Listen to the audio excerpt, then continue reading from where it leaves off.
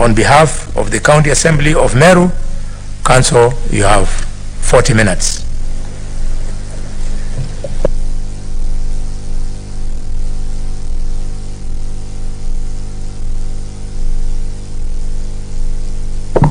Thank you very much, Chair and honorable members. We want to preface our opening statement by drawing parallels between count 2, the second charge, Chair, that revolves around vilification and 8 campaigns against other leaders.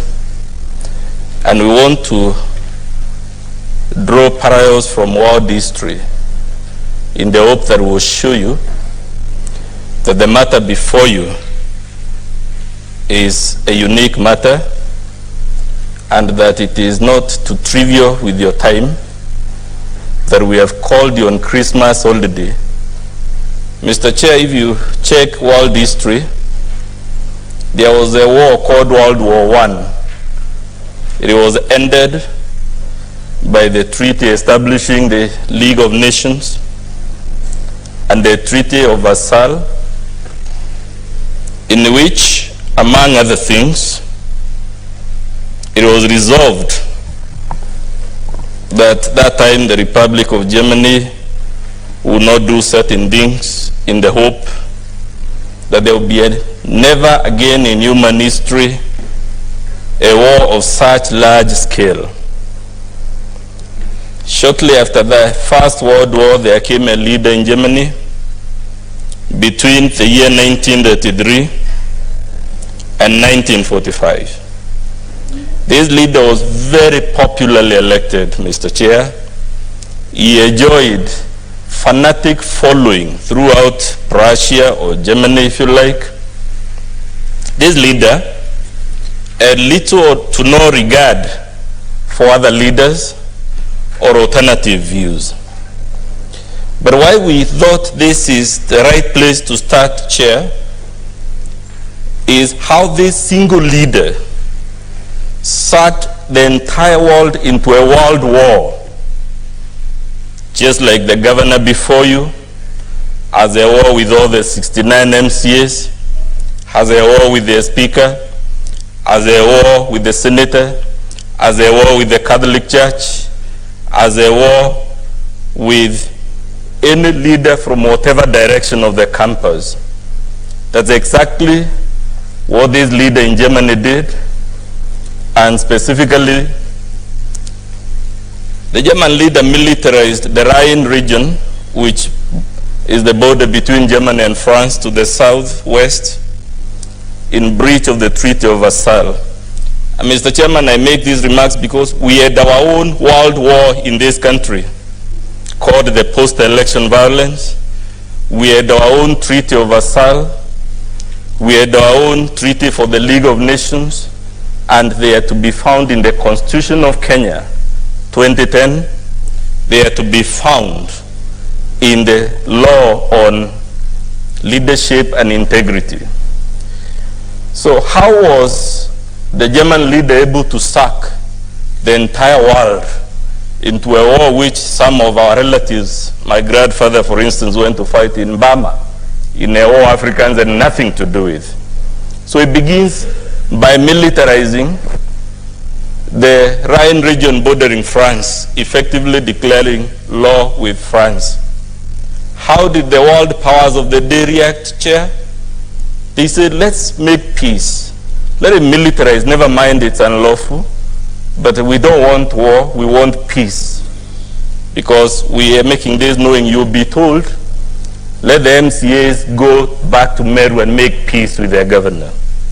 No sooner had he invaded or the militarized the Rhine region, then he invaded and annexed a country called Austria to the south, contrary to the Treaty of Versailles that forbade the union of Germany and Austria. So he is at war in the southwest with the France, he is at war to the south with Austria. What does he do to the east, Chair? There was a small region in Czechoslovakia that he sees as a few people who speak Germany. So he asks that Germany be allowed to annex that part. And of course, this was an act of aggression. The Chamberlain in the UK, the American president, and the other people who would have stopped these gradual invasions decide, let him have that part. We want peace for our lifetime. In fact, the policy, those who have read history, was called the policy of appeasement. Let's make peace. If this leader wants this region, let him have it. So he was given that region in peace. What does he do after that small region is invaded? He occupies and invades the entire of Czechoslovakia. What does he do in the northeast?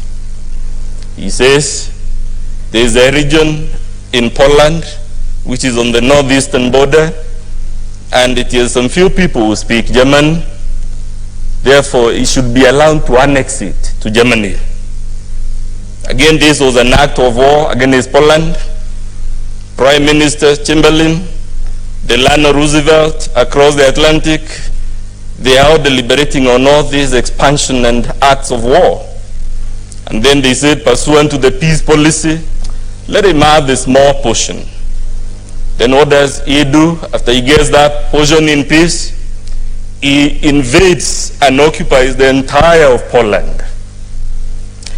Then, so far he has occupied France, Czechoslovakia, Austria. He had the UK now to invade. He discovers that he has to cross France through the English Channel to occupy the UK. Unfortunately, he didn't have a military, and specifically a navy, capable of beating the British military. So he decides he will overwhelm the UK through aerial bombardments. He's at war with the UK. Then as all this is happening, Joseph Stalin of the USSR decides, like everyone else, this guy is out to occupy the whole of Europe and to declare war against everyone. Let's make a peace treaty with him. And actually, the USSR signed a non-aggression treaty with his leader from Germany.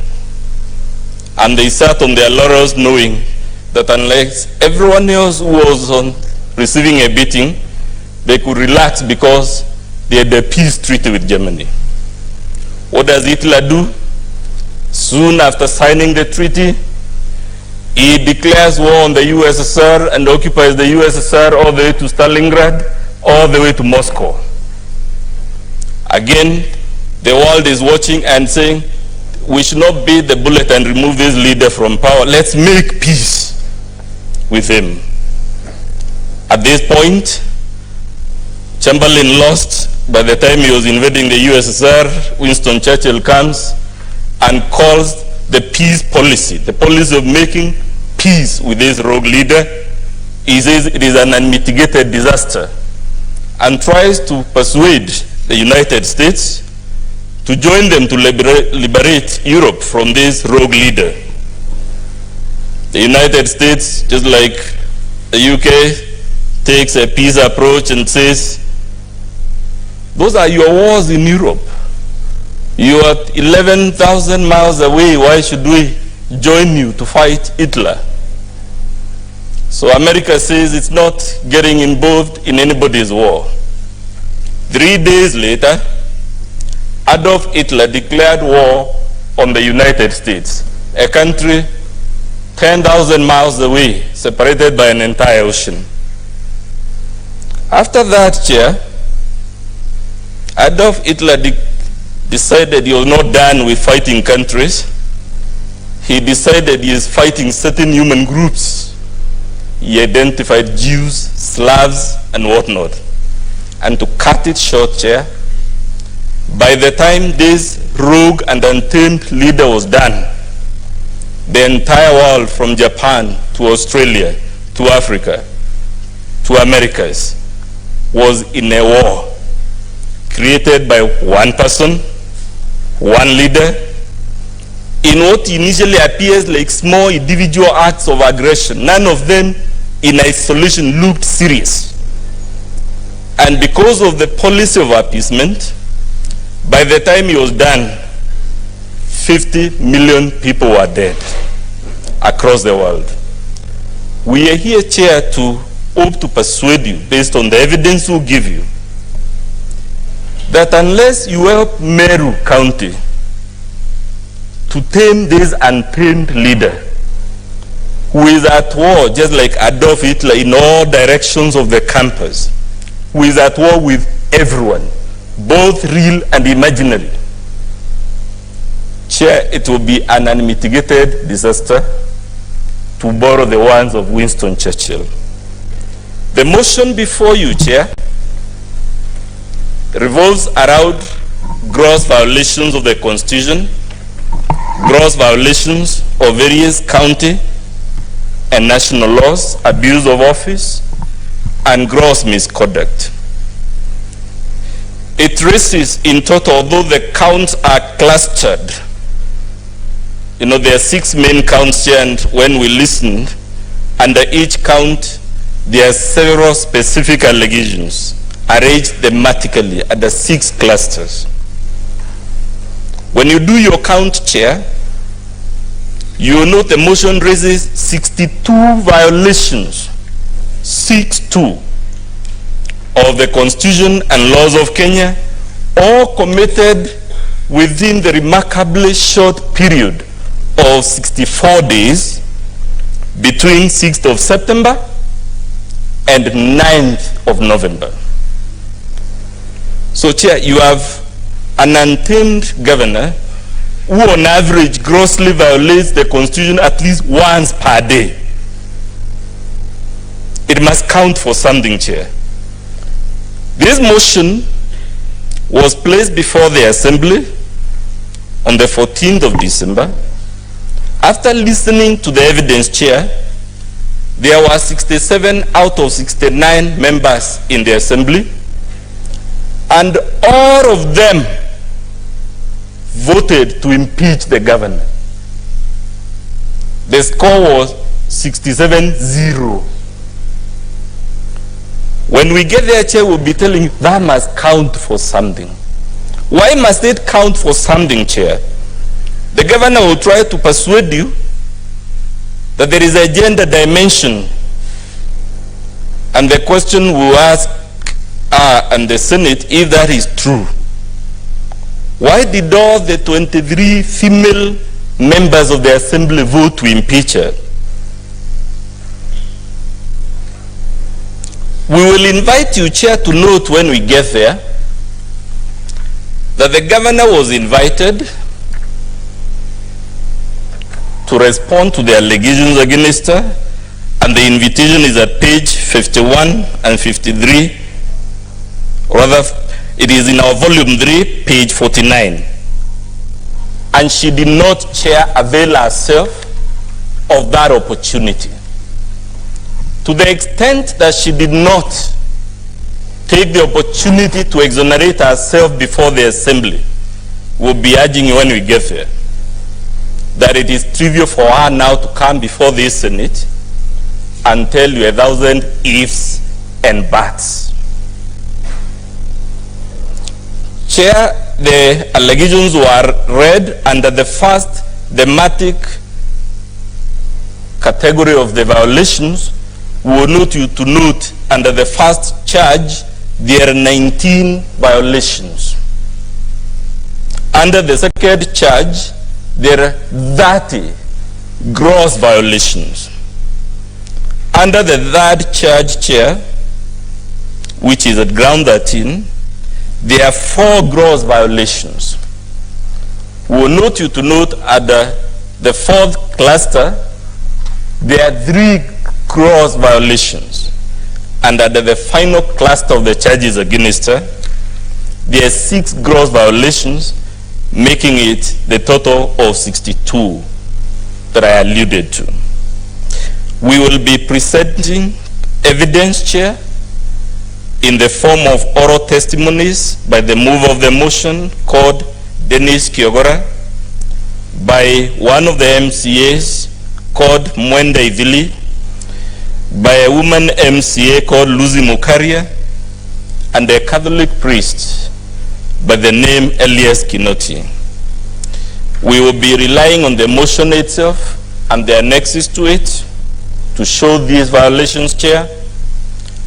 We will be playing before you the video clips that were submitted to the Senate and the County Assembly showing evidence of the violations, and of course, pursuant to your rules, we have filed witness statements that we rely upon. And in short, Chair, from the record you note, we have filed 5 bound volumes of documents that we'll be referring to show these violations.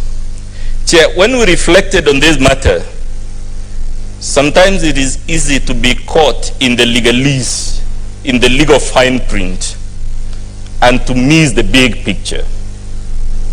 We suggest, even as we must confront the legalese, even as we must confront the evidence and its merits and demerits, these are the overarching questions we suggest you will have to reflect upon. And just like the evidence should weigh on the scales, these questions equally should weigh in your mind. Question number 1. Why didn't the governor avail herself of the opportunity to defend herself before the Assembly? Especially when from the record, the document she now purports to place before you, most if not all of them, by the date appearing on them, were in existence and were available and should have been available to her when the matter was before the Assembly.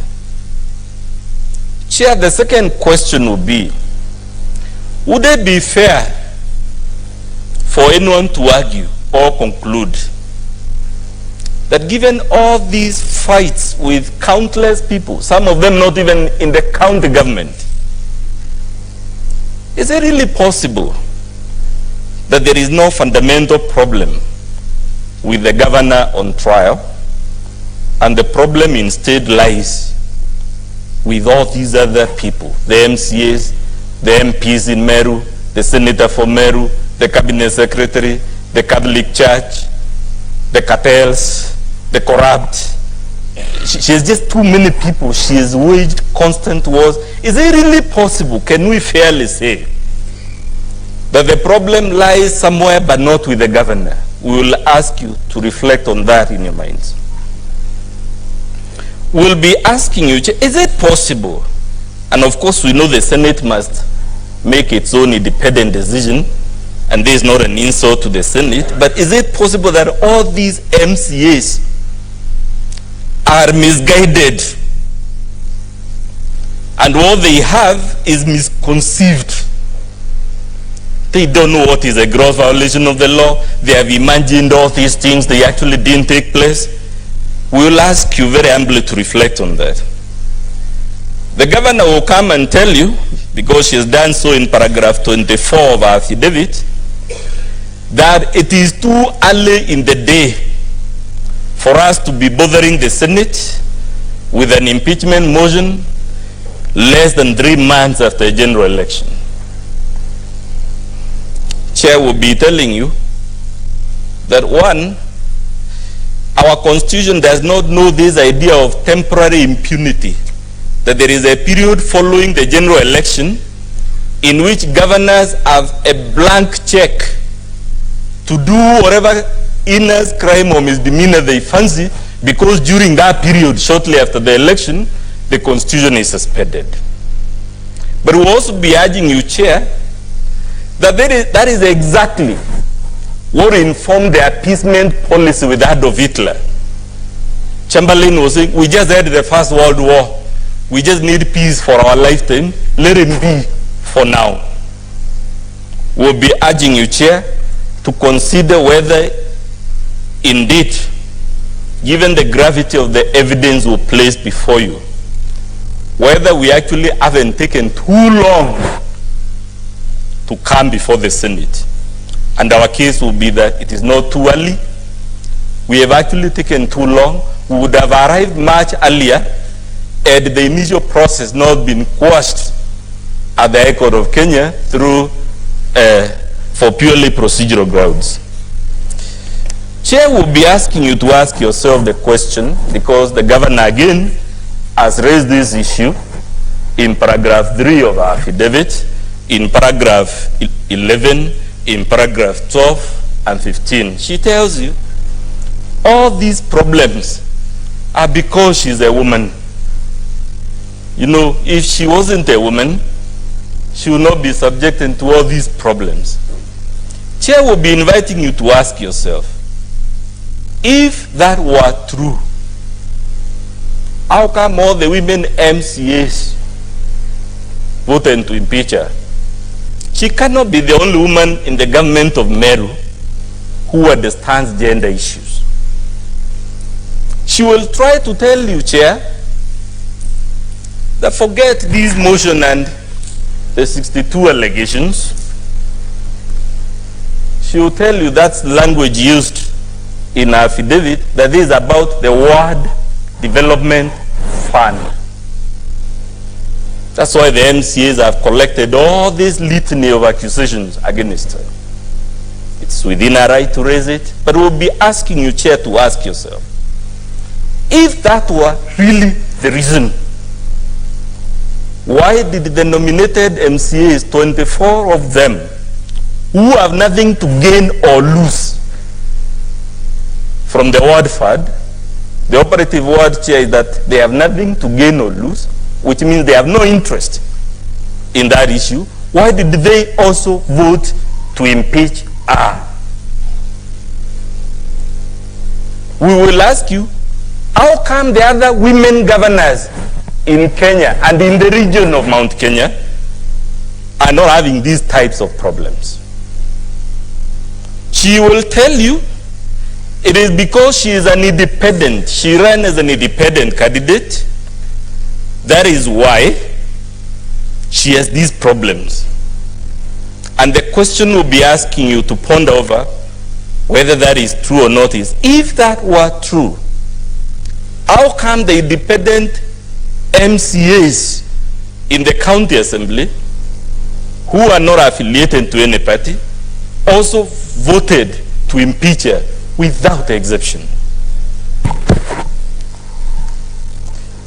Chair will be asking you the broad question, if we are able to persuade you that the assembly has good evidence of the allegations, the question we would urge you to ponder in your mind is whether the Senate should look the other way around, should they excuse these heinous crimes and misdemeanors because either it is too early or because the offender is a woman.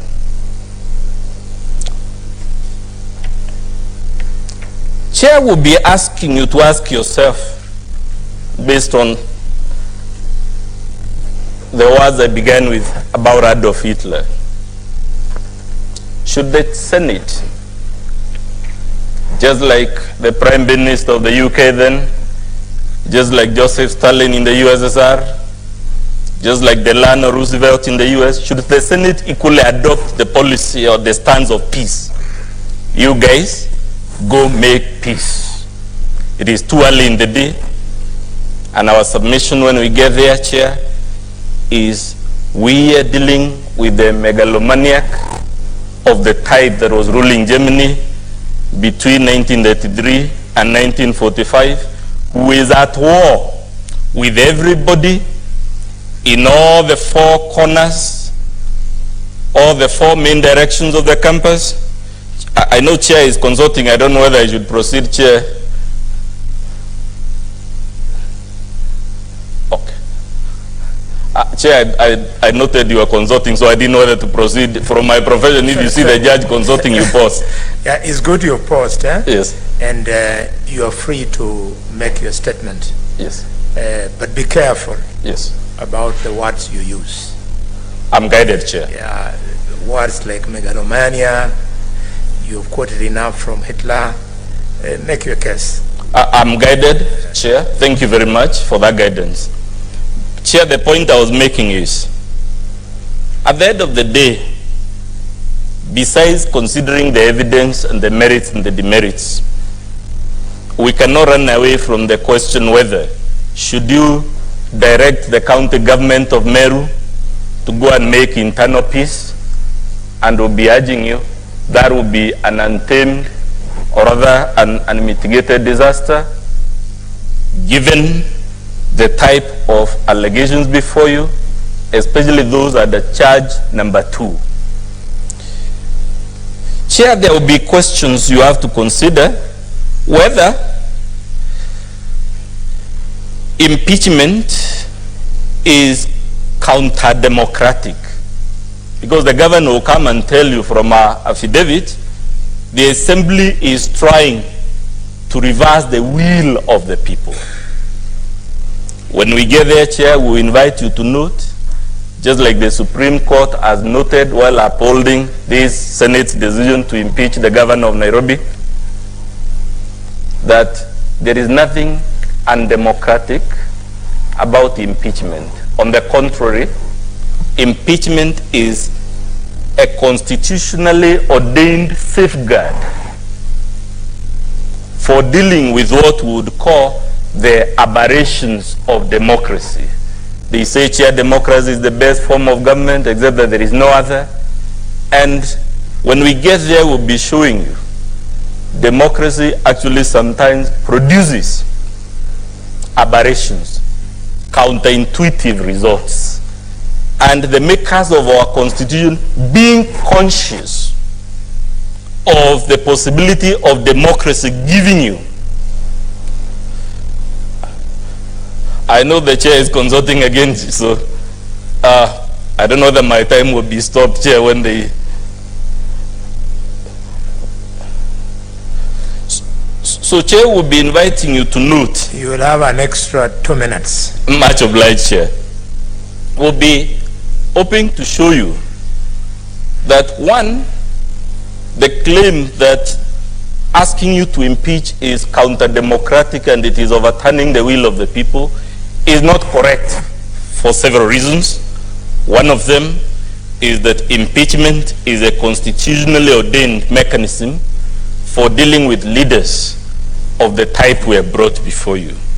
We'll be telling you the claim that the governor was vastly elected, the exact language she has used to support that argument is that she was elected by a vast majority, is not correct. When we get there, we'll show you actually she was not even elected by a majority in the first place, leave alone a vast majority, because she was only elected by 41% of the persons that turned up at the ballot. Chair, she would also try to ask you to read. We have taken the liberty to bring to you both a public participation report and the raw memoranda submitted from all over the county. And we'll urge you, when you read them, you will actually find it is not correct to suggest that impeaching this particular governor will be counter-democratic or a reversion of the will of the people.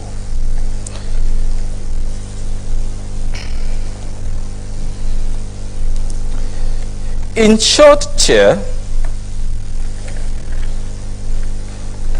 we will be coming before you to tell you that Meru is in crisis. And this crisis, if led to fester on, especially under a thinking of appeasement, a thinking of it's too early, a thinking of gender, we do not know whether Meru might turn out also to be another unmitigated disaster. Especially, Chair, when you're told the governor is not only fighting every passing day other elected leaders both at the national and county level, but she has also roped in the church. She is also at war with the church. Why is this a potential for an unmitigated disaster, Chair? We know what religious incitement did in Sudan, now split into Sudan and South Sudan. We know what religious differences have done between India and Pakistan in a place called Kashmir. We know in the UK, our colonial masters, what religious differences and incitements between Catholics and Protestants in Northern Ireland has caused for the last countless decades. We know, or should know, what religious incitement is currently doing in the Central African Republic. We know, Chair, or should know, something called the Biafra War in Nigeria between the North and the South, basically along religious lines. And Chair, what we have come before you is to tell you we are at the siege. Meru County is at the siege. We have come to you as the custodians of the devolved government to tell us, yes, this governor was elected by the people. She was elected democratically. But in this case, just like the country in Europe I began with, democracy has produced unintended consequences. And because democracy has produced consequences not intended, we must look at the solution the wise drafters of our Constitution put in place to deal with those consequences before they become an unmitigated disaster. And that solution is in Article 181 of our Constitution, as read with Section 33 of the County Governments Act, as read with the Standing Order number 65 of the Standing Orders of the County Assembly of Meru, as read with the Standing Orders of the Senate and the schedule that sets the rules. We beseech you, Chair, please don't let Meru become an unmitigated disaster. In the Christian Bible, Chair, there was a guy who was in a boat and a storm came, and the people navigating that boat had to make a hard choice. Do we let everyone in the boat perish, or do we sacrifice one person who is the cause of the storm? Do we let Meru County, with a population of 1.5 million people, go to the dogs? Or do we jettison the one citizen of Meru, much as it may pain us, much as we may be reluctant to do it, but at the end of the day, we urge you to do it because it is the right thing to do, it is the fair thing to do, and it is the only pragmatic solution to the problem in Meru. Thank you very much, Chair. Unless there is a question for me, I beg to take my seat.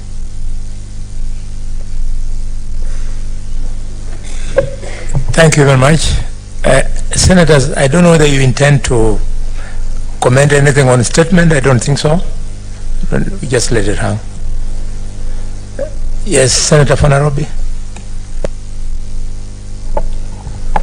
Chair, the Council for the Assembly has taken us through the explanation of whether an impeachment is counter-democratic.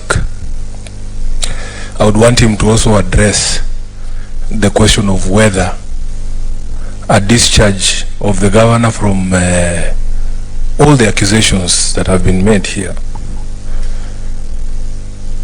if they are disproved, or whether if the threshold is not met, if that would also be counter-democratic in his view.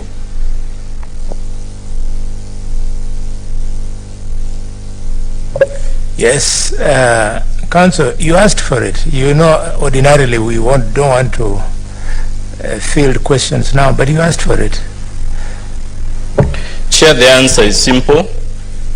The Senate is within its right, after hearing the evidence, to either confirm or dismiss the case.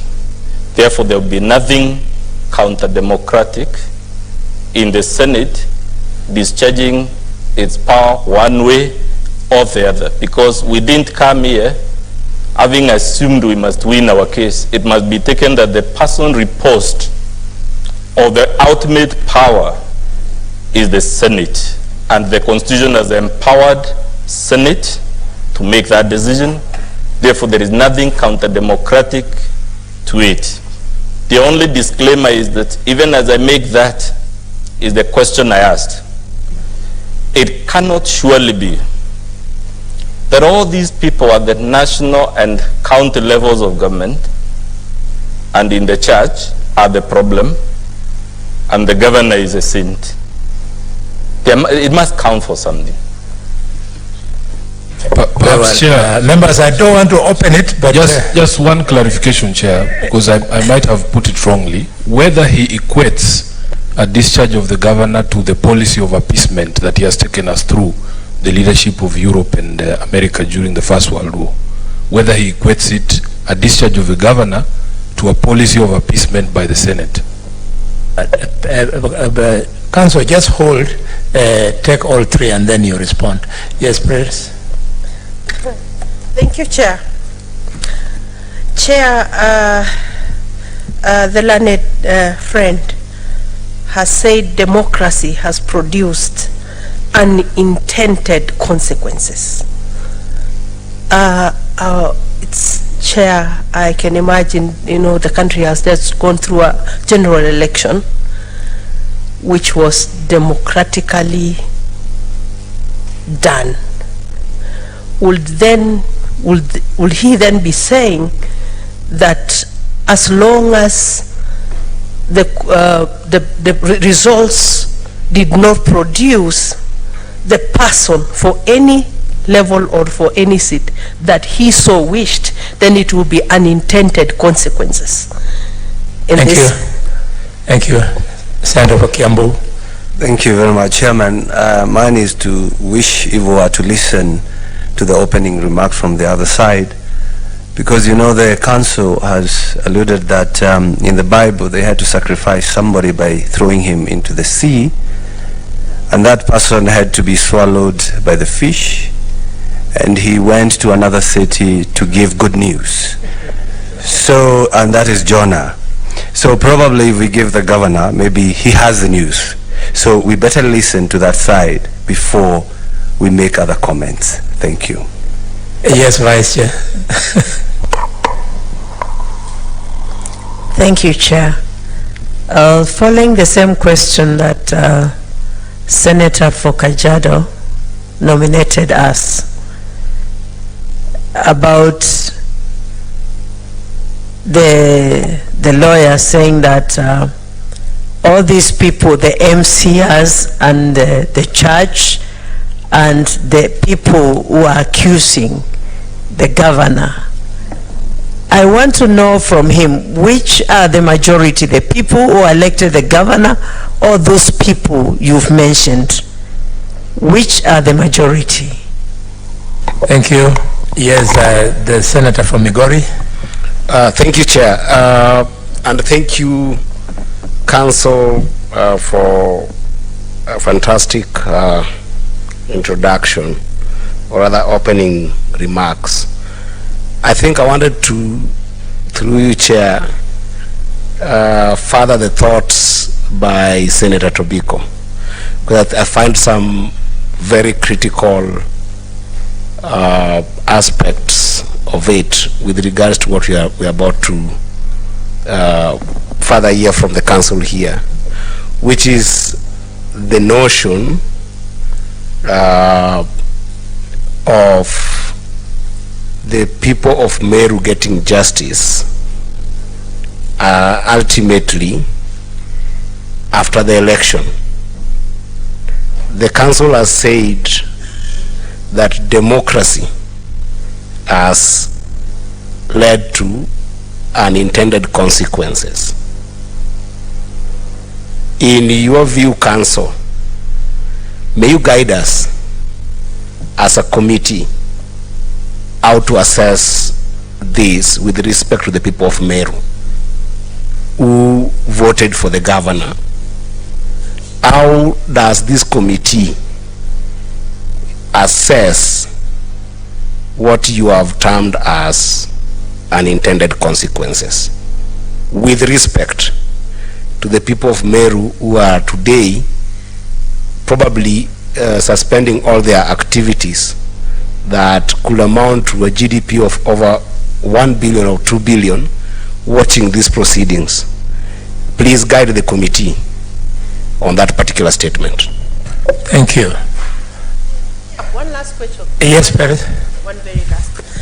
Chair, I also wanted the learned friend to tell us if he's aware that the Kenyan electoral system is first past the post.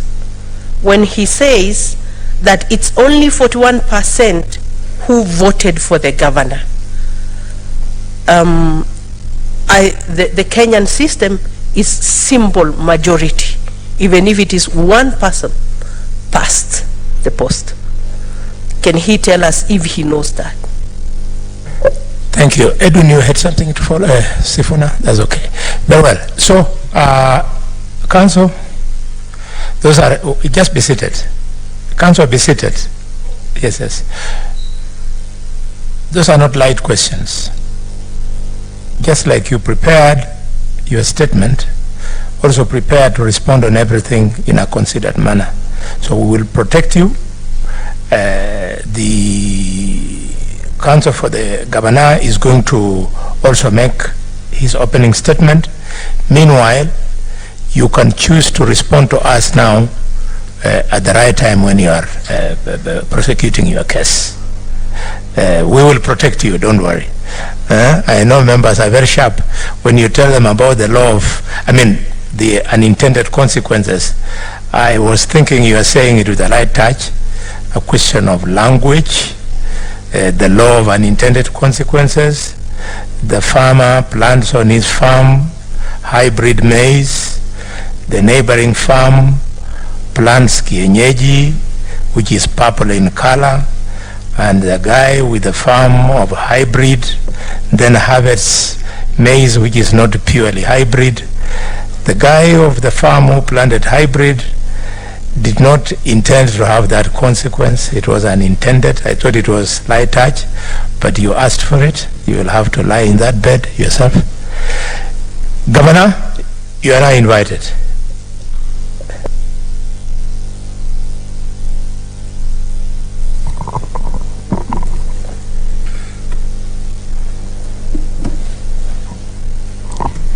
Thank you, Chair, for the opportunity, and good afternoon, honorable members of the Senate.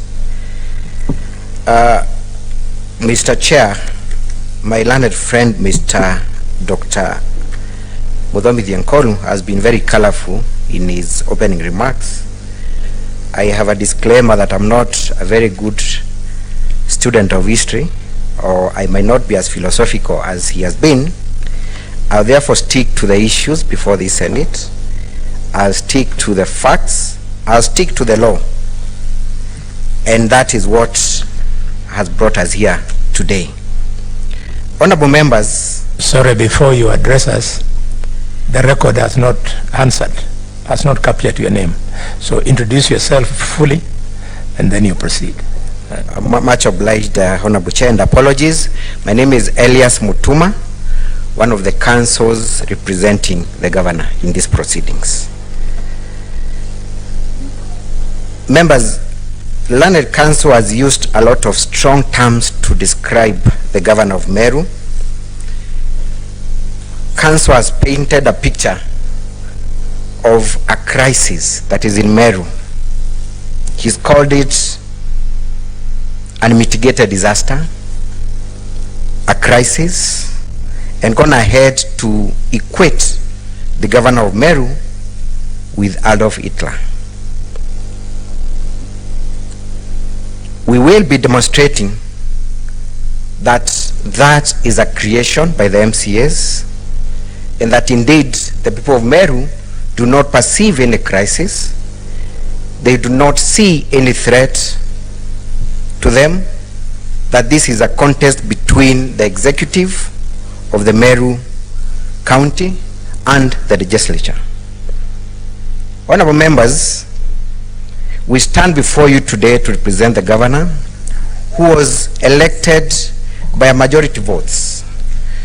The closest contestant garnered less than 100,000 votes next to the governor.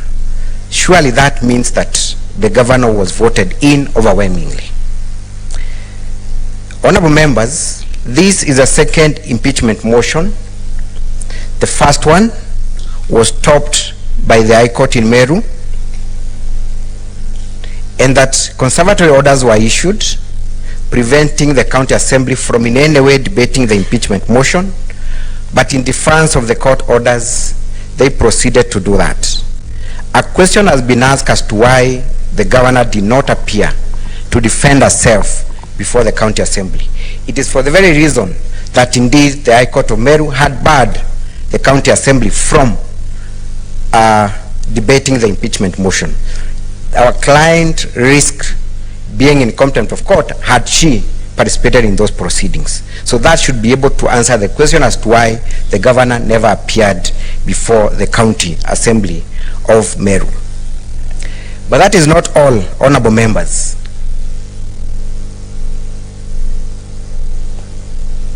That is not all, honorable members. Impeachment proceedings, and the High Court, the Supreme Court, and the Court of Appeal has given this guidance that they are quasi-judicial in nature, that the county assembly ceases to be a legislative house and assumes the role of an arbiter to investigate and establish whether indeed facts that have been tabled before it are correct or not.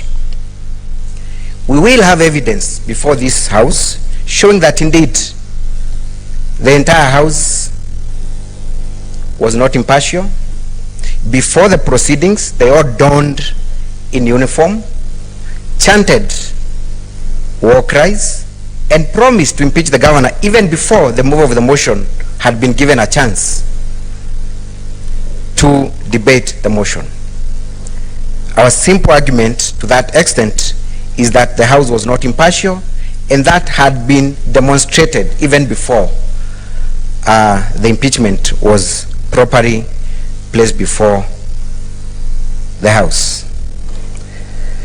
The governor is here to answer to the impeachment motion approved by the County Assembly of Meru and to demonstrate her innocence and give a side of the story. Her Excellency, the Governor of Meru, has been a victim of the danger of one story and outright false narrative. Her successes, her leadership, her amiable character, and her passion to uplift the lives of people of Meru have been hashed for political expediency.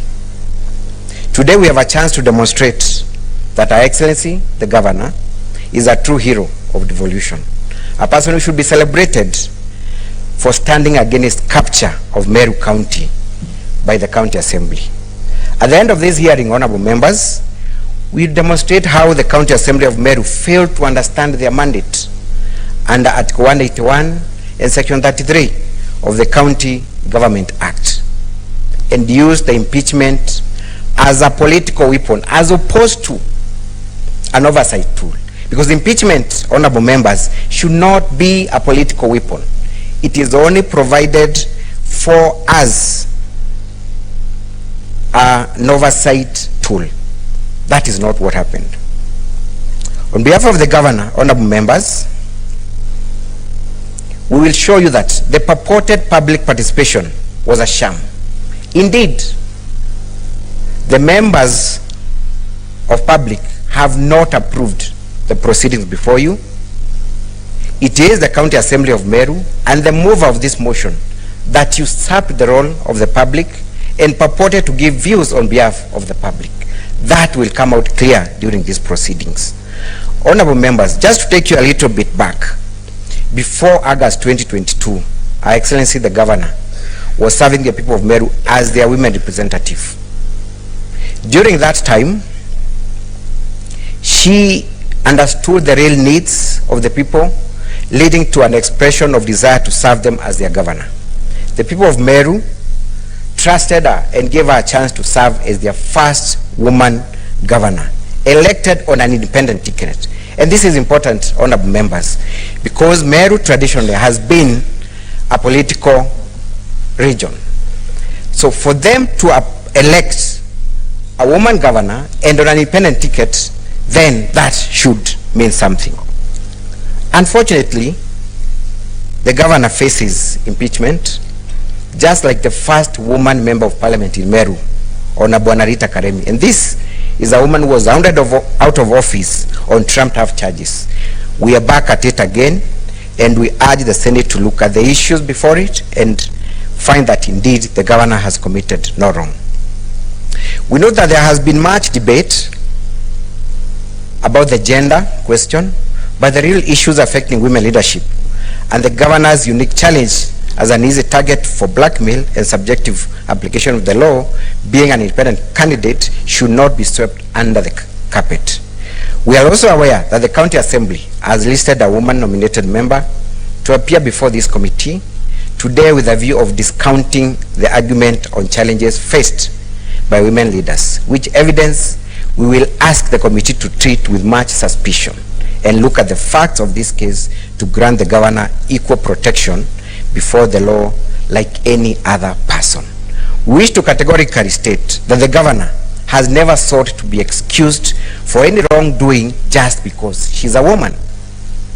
All she's asking is to be subjected to an independent and impartial process, but not to be subjected to an impeachment on the basis of political reasons moved by a member of County Assembly, Dennis Kyogora, who, and we show this evidence, is quoted saying, or rather inviting the governor to prove that she's a woman enough. It is on that context that we are bringing the gender issue, not asking her to be excused on the basis of gender. Honorable members, the governor has been a victim of many falsehoods, contrary to the false narrative of public disapproval created in the impeachment motion and spread strategically in the public domain through the media. The people of Meru have expressed their overwhelming support for our leadership, and in reflection of their resolve and approval for her leadership, they have not been deterred by a parochial culture or party politics and elected her into office, having observed her work as their women representative and having believed in her passion for a happy Meru, a quest she has expressed in her personal philanthropic work that she has done together with her husband over the years. Her husband did not just come to the public domain upon her election as governor. Notably, honorable members and chair, during the August 2022 general election, other leaders were elected mainly on party positions, but she was elected as an independent candidate in demonstration of the people's approval for her personal and individual leadership, regardless of political party support. Contrary to the false narrative presented in the impeachment motion, her leadership as a person has been tested and approved without any support of a political party and facing opposition from the veteran politicians in Meru. Her election is a clear demonstration that she is a leader who has appealed to the people owing to her personal character and leadership ideas. Her passion to uplift the people of Meru is not new and this has been a mantra even before she ventured into politics. She has helped many people in Meru in her charity work, and this has won hearts and approval to elect her to bring changes in service as their governor. Honorable members, you will see from the evidence on record that the governor is very passionate about what she believes in and sometimes emotional about it. Honorable members, it is not a crime to be emotional.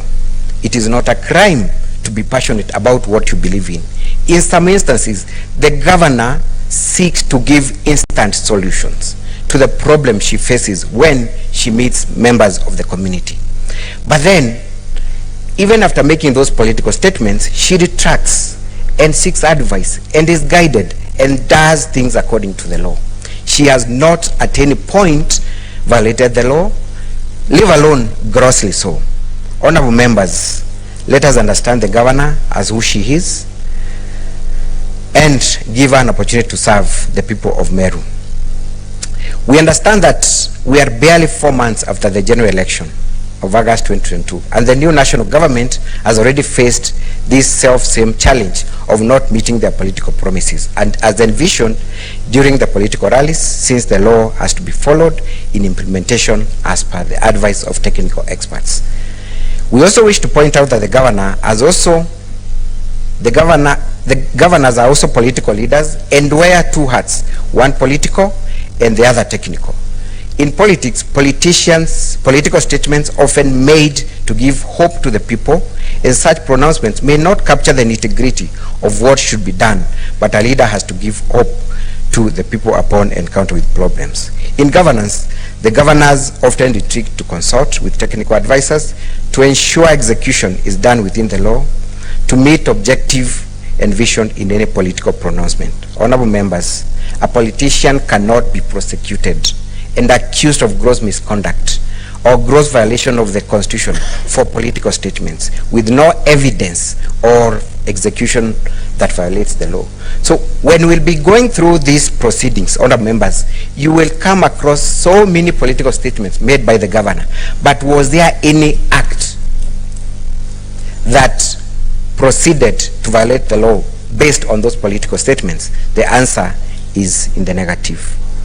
The governor's passion for the people has also led her to engage the people at grassroots areas, constantly to fill all the needs in every ward, a move that has been misinterpreted by the MCAs as overshadowing their presence in their areas. However, she has compromised this style upon a request of MCAs in a mediation meeting she undertook with the chairperson of the Council of Governors with a view of giving chance to dialogue with the MCAs. Since she was elected into office, the governor has struck a collaborative style of leadership. Contrary to what has been said in the impeachment motion, the governor has indeed embraced a collaborative style of leadership, working with all stakeholders and leaders in the county. Contrary to the false narrative run in the impeachment motion that she works in isolation, she has made tremendous efforts, humanly possible, to engage the elected leaders in Meru County, but they have turned down our request time and again. She has regard of all elected Turned leaders. out to be what? They have turned out to be what? They have turned down her request. Oh, okay. Yes. She has regard for all elected leaders, and the evidence to be presented will demonstrate this. In bringing the leaders of Meru to work together, the governor has sought a consultative forum from the MCAs, which has been snubbed. She has also followed up on the request of MCAs, including a demand that her husband ceases to attend official public functions. If you note, honorable members, the spouse of the governor has not made any public appearance from 26 October. That was based on a demand by MCAs, and the governor went out of her way to ensure that indeed she has cautioned her husband to stay out of the limelight, if indeed that was the problem with the MCAs. The members of the County Assembly have, however, been impatient and uncooperative in many ways, mainly putting demands that extend to an overreach of their mandate and a desire to usurp the functions of the governor. The MCAs have constantly, openly said that the governor must listen to their demands before they can do their work in the County Assembly. It is in the law that she should make a maiden address in the County Assembly. You will realize that one of the charges, honorable members, is that the governor tried to force her way into the County Assembly. The maiden address by the governor is a statutory requirement, and indeed, the Speaker of the County Assembly of Meru gazetted that day when the governor was supposed to appear before them and address them on that issue. The governor, in that invitation and pursuant to that gazette notice, appeared before the County Assembly, and to her shock, the County Assembly doors were locked. However, she was still ushered in later by the Speaker of the National Assembly, The Speaker of the National Assembly ushered her into the podium to deliver her maiden speech, which she did, but the moment she rose to do that, members of the County Assembly walked out on her. How can they accuse her of then making a forceful entry into an assembly when that very day was gazetted and an invitation sent to her? There was no gazettement of that day. There was no cancellation of the invitation. Yet the members of the assembly will come now and tell you that indeed the governor forcibly entered into the county assembly. Honorable Chair and the honorable members, the governor has been a primary target and a recipient of the gory and ugly actions that she has been accused of perpetrating on other leaders of our beloved county of Meru.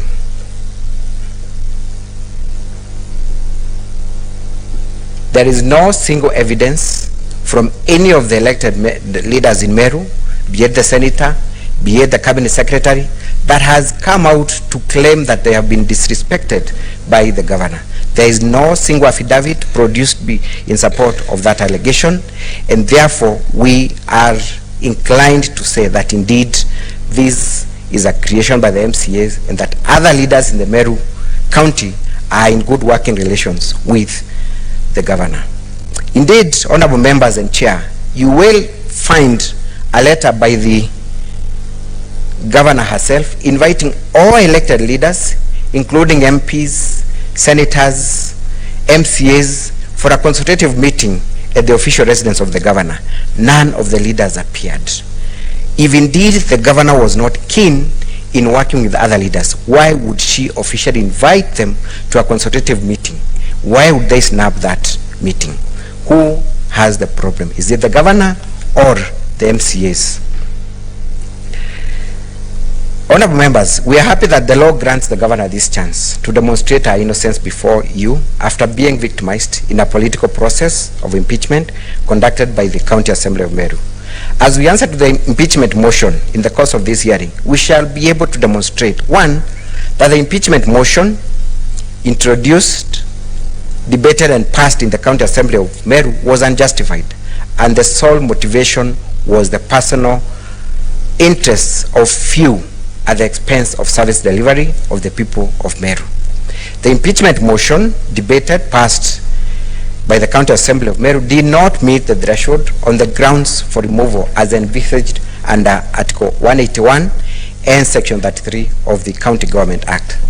The mover of the motion did not provide any evidence, just like before this tribunal, of any value in support of the motion, apart from very sentimental quotations and assertions. The purported public participation in support of the motion for impeachment was a sham, a creation and imagination of the mover of the motion without any public approval in affront to the Constitution. We shall demonstrate how low the County Assembly went in desperation to tick the box of public participation.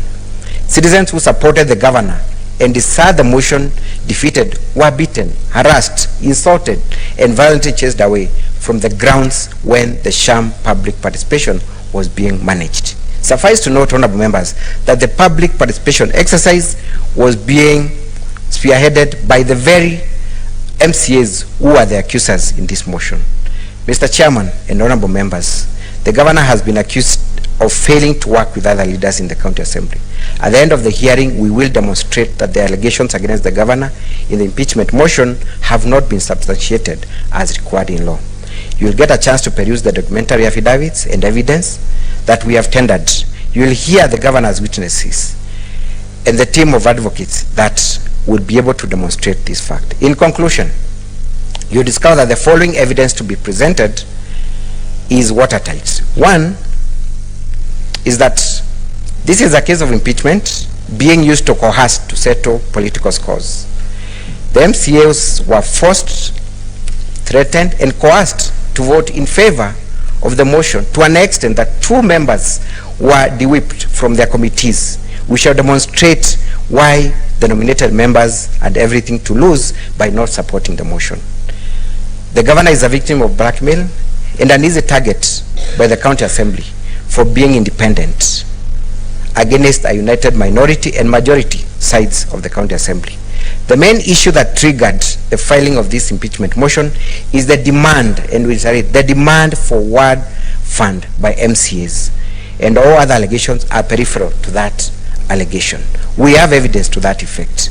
The impeachment is not approved by the voters of Meru County, contrary to the impression created by the shambolic public participation exercise. The question that begs an answer is whether this motion is supporting the will of the people or against the will of the people of Meru. We submit that this is a case of abuse of power, where again MCAs are using impeachment as a weapon as opposed to a tool for oversight. The allegations cited in the impeachment motion cannot form a threshold for impeachment and are full of outright falsehood and political statements taken out of context with no evidence of violation of the law. At the end of this hearing, we urge the Senate to find that the allegations cited for impeachment have not been substantiated as required under Article 181 and Section 33 of the County Governments Act. The process did not comply with the law, and the same cannot be sustained by the Senate. Honorable members, I respectively beg to sit down unless you have any questions for me. Thank you.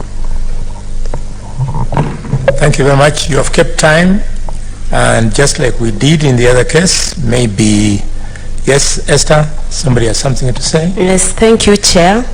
I have a question for him. From your opening remarks, you already indicated this was a partisan process. What would you associate the witch hunt with? And given the accusation that came a short while after elections, what would you attribute these to? Do you think it's misunderstanding due to team dynamics? I would be looking forward to listen to what you have to say about that. Thank you, Chair. Senator Ali Roba. Thank you very much, Chair. Mine is to request the council. He made, the statement that MCAs spearheaded the public participation exercise. Strictly legally speaking, in your view and in accordance with the law, who was supposed to spearhead public participation? For Migori, Senator Okech. Thank you, Chair, and thank you, Council, for an excellent introduction or opening remarks. Highly appreciated. Two quick comments. Chair, the Council has indicated that this impeachment is at the backdrop of a court order, and I just wanted to seek whether the council is in congruence with the understanding of this committee that the determination of the constitutional petition number E024 of 2022 was on the basis of the first motion that the Assembly had, and the hearing you're having now is on the basis of the second motion, which has got nothing to do with constitutional petition number E024. That's the first comment. The second comment, quickly, Chair, the Council has made a very strong statement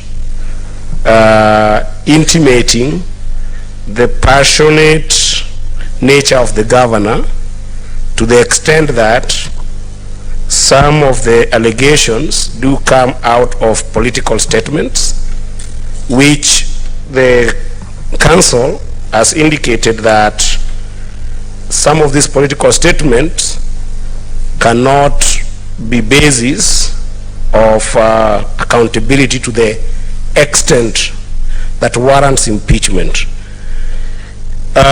Council, guide the committee, perhaps, with regards to Article 179 of the Constitution, specifically Section 4 of that article, sub-article 4, I mean, which establishes the governor, and I think is the only officer elected under law who is subject to be an executive voted for. And with regards to that as well, read it together with the County Governments Act, section number 30, which establishes the functions and responsibility of the governor.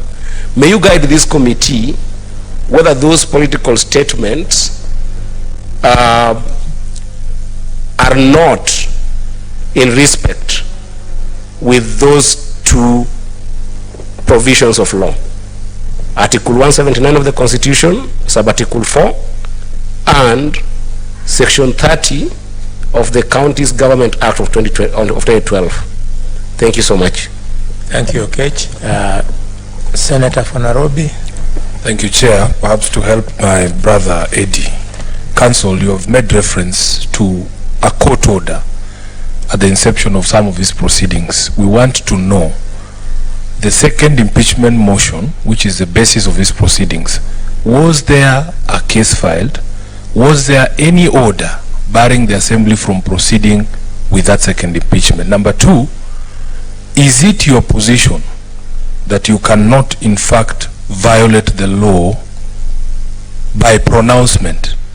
Is that the position that you want to give us, that you can in fact not violate the law by a mere pronouncement? Perez. Thank you, Chair. Chair, the council has said that sometimes the utterances of the governor are emotional and passionate, but later retreats to seek legal and technical advice. Chair, I don't know whether the the council can clarify whether the governor understands that it should be the other way around. I'm not giving an opinion, but I think he needs to clarify that. Thank you. Whether that's the ideal situation. Tangwa.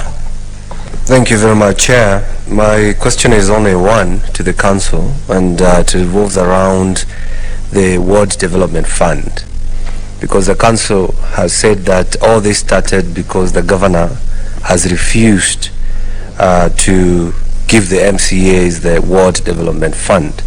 So I wanted to understand at which point did the governor refuse, or is purported to refuse, because I do understand for an assembly is a legislation body, so they're supposed to come up with this law, pass it for the governor to assent. So did they go to that stage of passing this law, then the governor refuses to assent to this law? That's all. Thank you. That is all. Yes, that is all. Council, we will give you time to respond to these issues. But members, I was thinking, we remind ourselves the matter raised by Senator Okech and supported by Senator Sifuna on the matters of the High Court orders that were delivered in respect of the first impeachment motion. That matter, Mutuma and company advocates, they wrote to the Speaker of the Senate.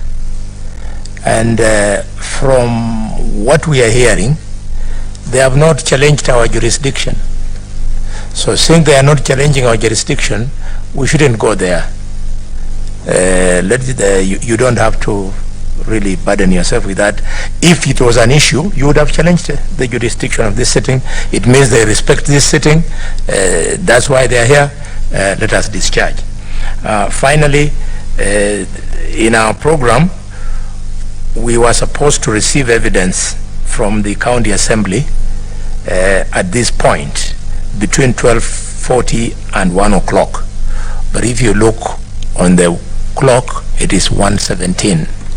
So I wanted to request members to manage time. We give 5 minutes to both sides. They address the issues we have raised. Then we adjourn for lunch. And when we come back, we now hear evidence. Would that be okay, members? Thank you. So, County Assembly, issues raised.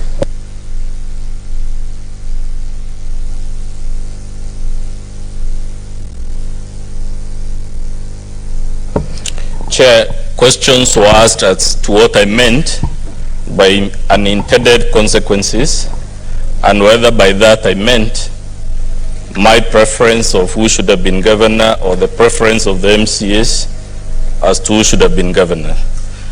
The answer to that question is when the people of Meru went to vote, they did not vote the governor to be fighting other leaders. They did not vote their governor to be usurping the statutory functions of the County Public Service Board. So that is what I meant by unintended consequences. In fact, Chapter 6 is loath to such a governor or any other leader who engages in such behavior. So it must be then an unintended consequence.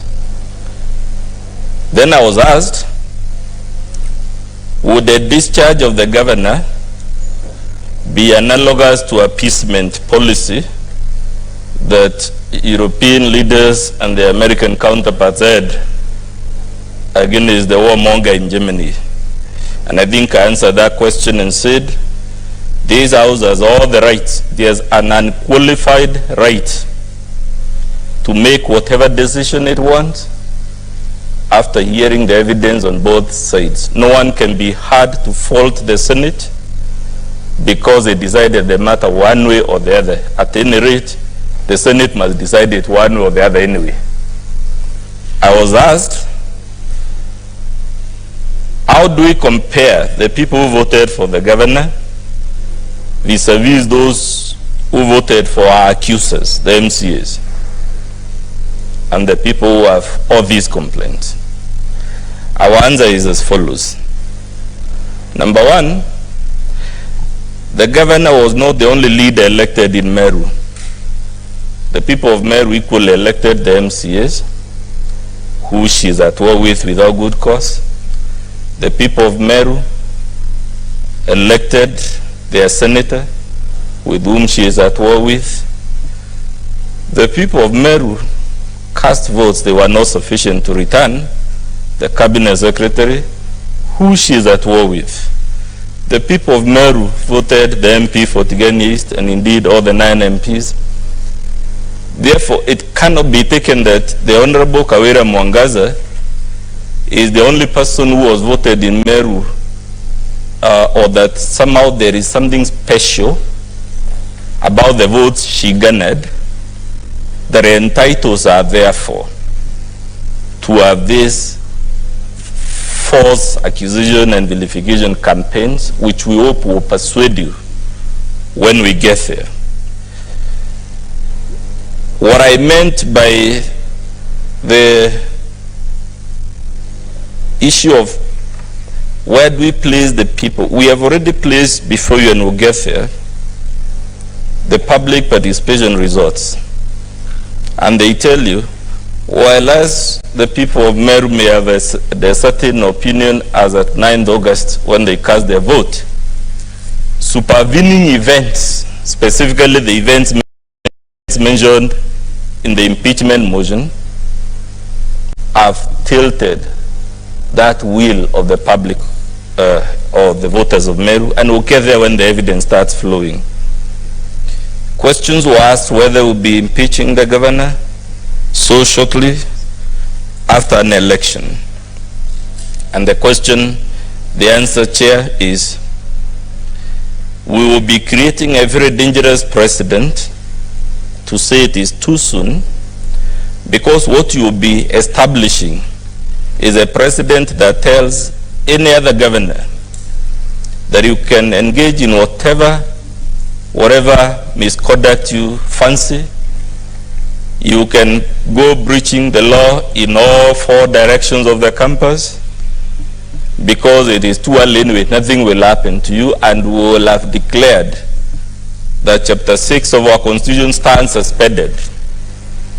The first few months, first few weeks, or whatever days after the election. There was a question about the first past the post. It is true that our electoral system is first past the post. But that is the more reason why anyone accused of these heinous crimes should be very careful before roping in the people and saying the will of the people.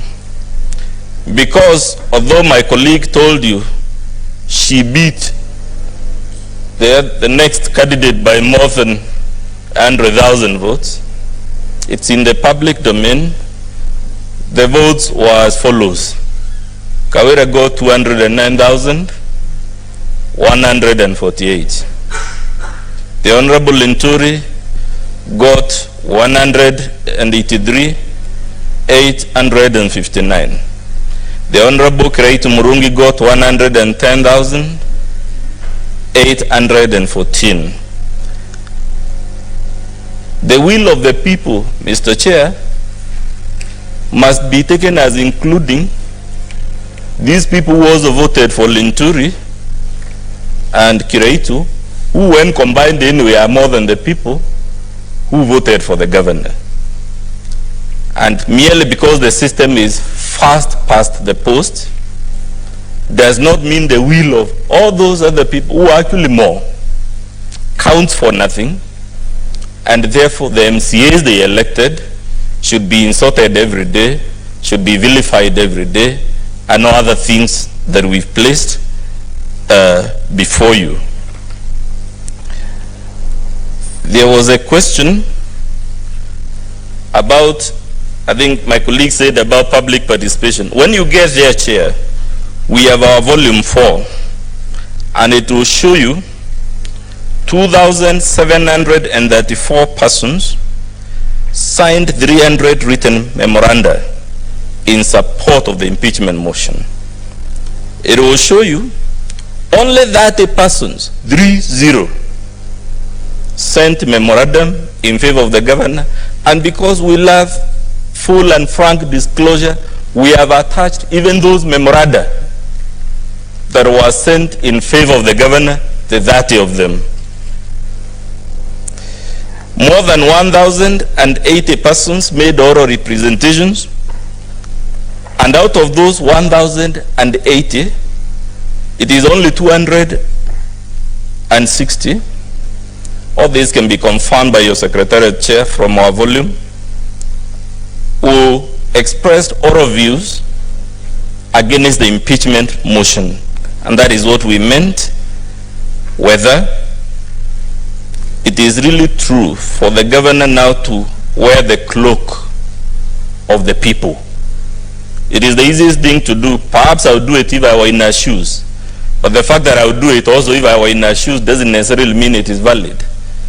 I think the role of the Senate is to interrogate it and ask itself whether really that is a valid response. And in any event, Chair, even if we were to assume for argument's sake that the Honorable Governor was elected with a 100% majority, would that be a valid answer to the accusations against her?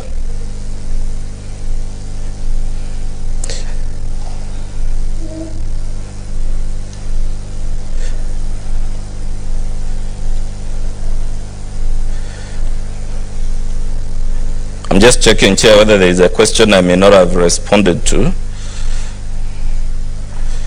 But I believe they have responded. There are questions, Chair, that the mover, I think this is the last one I have not commented on, that the mover of the motion has said an axe to grind with the governor dating back to even the electoral period. We do not know, and we'll leave it to you to decide whether that is true. But we have to remind you, the matter before you is a decision endorsed by the County Assembly of Meru, and that there are safeguards in law to ensure that impeachment is not intended to serve personal cause. One of those safeguards, Chair, is the move us to get at least 2/3 of the members of the Assembly to append their signature before he can even present the motion to the clerk. The second safeguard is that in addition to signing on that motion, the MCAs have to verify their signatures with the clerk so that they are not allowed to say, I was drunk, or someone brought me a document to sign and I didn't know. In addition to signing the motion, they have to sign a verification signature. The matter has to be prosecuted before the Assembly with the governor given a chance, that safeguard. And at the Assembly, the mover of the motion must secure a minimum of 2/3 of the MCAs before the matter can be escalated to the Senate, and if he fails to do that, it heads. Before this Senate, Mr. Chair, the Assembly, the mover of the motion, must still get a majority of the delegations to succeed. So it doesn't matter anyway, given all these safeguards, and there are many others. For me, it is a diversionary tactic. Again, perhaps if I were in the governor's shoes, I would say exactly that. The fact that I would say it does not necessarily mean it is correct or that it should be believed. I hope I've addressed all the questions, Chair. Yes, indeed, but just in case you've left something out, we will still allow you to refer to it as we go along. We want you to exhaust your opportunity completely. Governor?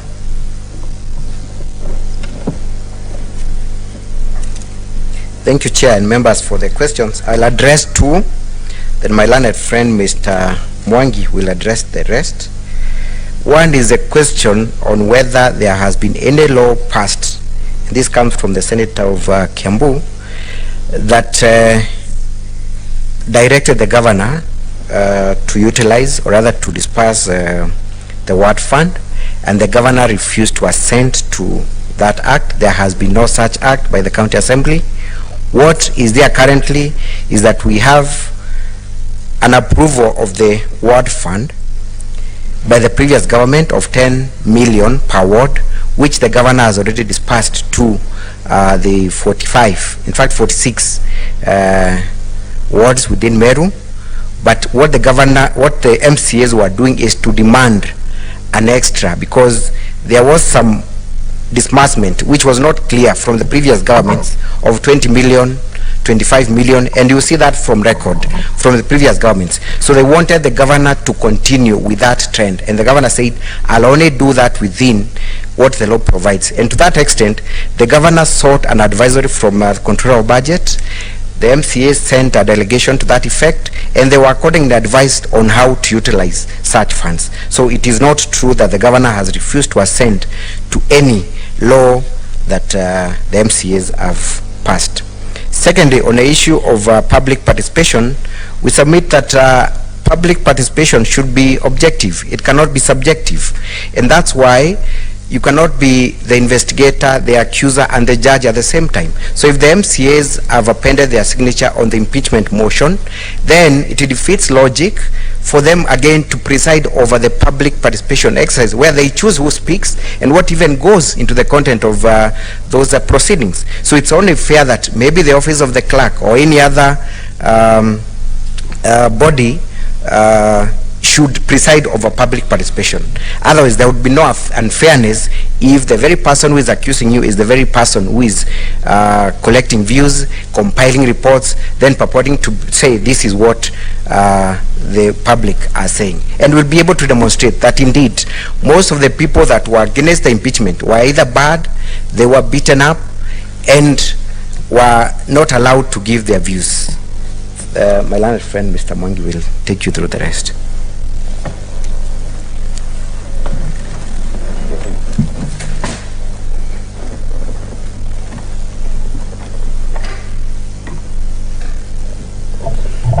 I'll address the question. The question, what is the position of the governor's political comments in view of Articles 179 and Sections 30 of the County Government Act, in light of the governor being the chief executive officer of the county? My learned friend, Mr. Mutuma, in his opening address, mentioned clearly that the governor has two caps. He has the policy and the technical cap when it comes to execution of his functions. The process of election of a governor is a political process. She canvasses for votes like any other political leader in this country. He's still a political leader. What the governor has to do is to balance between being a politician and being a manager. And Section 30, subsection 2, clearly stipulates what is the function of the governor and which appeals to the political side of a governor, the charisma of a governor, the organizational, community organizational skills of a governor. It appeals to the leadership skills of a governor. One of them, the governor is required to promote the competitiveness of his county. His county must shine, and can only shine through her charisma and how she speaks often about her county. She must promote democracy within the county, and that's an edict of the law. So the fact that the governor is the chief executive officer of the county does not in itself mean she cannot make a political statement. Honorable Chairman and honorable members, many occasions the governor is invited by communities and she's told, we have an issue, we need to have a conversation. She goes to the ground and questions are raised impromptu. At the spur of the moment, the governor will have to make a statement. What Mr. Mutuma indicated is a calling for the governor to inspire hope where there is hopelessness, and also to give a word that we hold the community. And Honorable Chairman and Honorable Committee, we are going to demonstrate many occasions of this nature, and some of them have been blown out of proportion, but we are going to show how the governor dealt with those situations. She's been termed passionate and emotional, but she's not been unable to manage her emotions and her passion, but she has used her passion to be a better manager and a better politician and a speaker for her country. We are going to demonstrate this with evidence. I think that's all on the issues, unless there is an issue we have inadvertently forgotten to address. You're welcome. Yeah, anything Chair. I forgot? Yes, Vice Chair. Thank you. I just want to seek clarification from the Council of the Governor. You said that the Governor has already dispersed the 10 million to 45 wards. Might you be knowing if the it was directly through the MCS, and if they've already used this money in development so that they can demand for more? Yeah, the Council for Governors, there's a question here you are dodging. You asked public participation. Who drives? The one which you are executing as the governor. And then finally, You responded, Yeah. but you circumnavigated. What I asked was a question of legality. Who is supposed to carry out public participation, legally speaking, on any matter that is being executed by the county assembly? Does the law give provision contrary to what the assemblies have done in terms of executing public participation, legally speaking? and then Esther? Thank you, Chair. My further clarification is to the council representing the county assembly. I heard you say that not a single politician has complained in writing about being disrespected by the governor. Okay, this is not to the one representing the county assembly, the one to the governor. Are you confirming that the allegations are hearsay? And the second concern, and now this is to the council representing the county assembly of Meru, did Meru MCAs have instructions to represent the leaders who are mentioned adversely by the governor as presented? If not, how do you want this committee to treat such evidence? Thank you, Chair. Yes, members, just a little bit of guidance. You are raising very important issues. These were the opening statements. Evidence will come. Then we are going to pursue the evidence one after another one when it is not too clear. So maybe we could hold our horses at this stage. We wait for evidence. Chair, just quick clarity. Yes, but something is banning the governor of Migori. The senator. The senator. Yeah, I think that, Chair, it's very critical that the council did say that the political statements that the governor is overly accused for, and I think they form base of the charges, and to the extent that some of them touch even in article on Article 73 of the Constitution. The question I was asking, and council, if you may listen to this carefully, the reason why I invoked Article 179, sub-article 4, and Section 30 of the County Governments Act is what the council opening statement implied was that we shouldn't hold the governor accountable on the basis of political statements. And that is, and if that is going to be the base of the conversation that will come, even in the evidence that we'll get as we go through this proceeding, that's what I was asking. That are you suggesting that the political statements are not subject to any accountability metrics under those two provisions of law that are quoted? That's all I wanted to know, whether that's what you intended to imply. Chair. Very well. So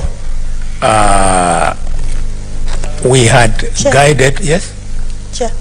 You have something burning? Yeah, Chair. I needed to know whether we are still retaining our question hour, that we still have it later on. All right, but just one more for the council representing the county assembly. Are they holding brief for the senator and the CS so that it goes on record? And if they have records to the effect that the governor is fighting the senator, the CS, are they here representing the people they have mentioned? Yes, that's why I was saying, senators, these are opening remarks. When the evidence comes in, probably they'll come with an affidavit sworn by the Minister for Agriculture and sworn by the senator that those things are true. If they will not, then it makes their case weak. So let's wait for that particular time. I want to request that we rise for 1 hour, and when we come back, members, you still have a full 1 hour to interrogate the both parties. Thank you very much. We shall resume at 2:40. And lunch is served by Senate in the holding rooms where you are. I don't know which one was the holding room for the media.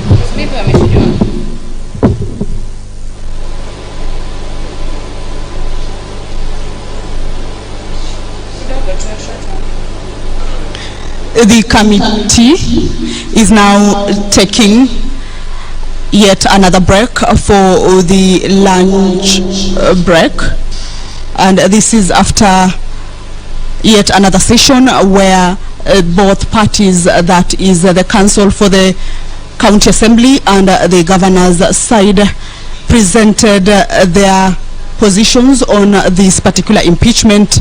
Of course, the both parties each defending its accusations. For instance, the party that represents the county assembly presenting defending its accusations that has been brought before this particular committee, and the council representing the governor, of course, defending their side as well. So this is the end of this particular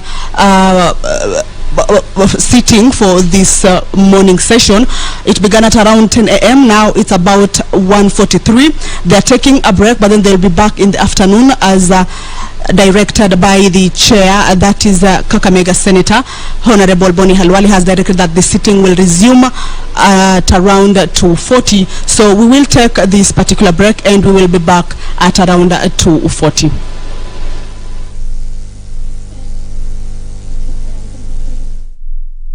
So this hearing should be picking up any time from now.